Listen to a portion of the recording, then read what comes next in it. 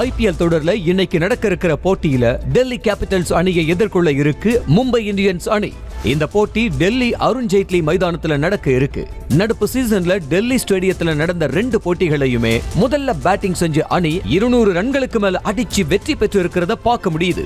அதன் அடிப்படையில டாஸை ஜெயிக்கும் அணி பேட்டிங்கை தேர்ந்தெடுக்கவே அதிக வாய்ப்பு இருக்கிறதா சொல்லப்படுது. டெல்லி அணி 8 புள்ளிகளோட புள்ளி பட்டியல்ல 6வது இடத்துல இருக்கு. மும்பை அணி 6 புள்ளிகளோட 8வது இடத்துல இருக்கு. சன்ரைசர்ஸ் ஹைதராபாத் அணியின் வீரரான நிதிஷ் ரெட்டி RCB உடனான போட்டிக்கு அப்புறமா தனது ஜெர்சில கோலியின் ஆட்டோகிராஃபை வாங்கி மகிழ்ந்திருக்காரு. கடந்த IPL தொடர்ல நிதிஷ் ரெட்டி தன்னோட பேட்ல விராட் கோலியின் ஆட்டோகிராஃபை வாங்கி இருந்தாரு. இந்த நிலையில நிதிஷ் ரெட்டிய பெர்ஃபெக்ட்டான கோலியின் ஃபேன் பாய்னு சொல்லிட்டு பதிவிட்டு வர்றாங்க கோலியின் ரசிகர்கள்.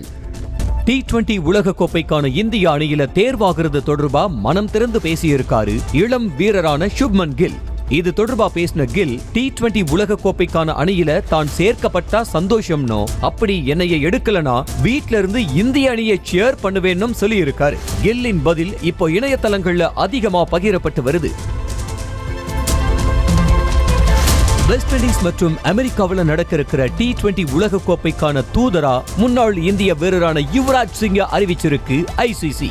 ஏற்கனவே உலக கோப்பைக்கான தூதரா ஒலிம்பிக்ஸ் புகழ் தடகள வீரரான உசைன் போல்ட்டை ICC அறிவிச்சிருந்தது குறிப்பிடத்தக்கது. இந்த விஷயம் இப்போ இணையதளத்துல அதிகமா பகிரப்பட்டு வருது. செய்திகளை உடனுக்குடனும் துல்லியமாகவும் தெரிந்து கொள்ள சப்ஸ்கிரைப் பண்ணுங்க.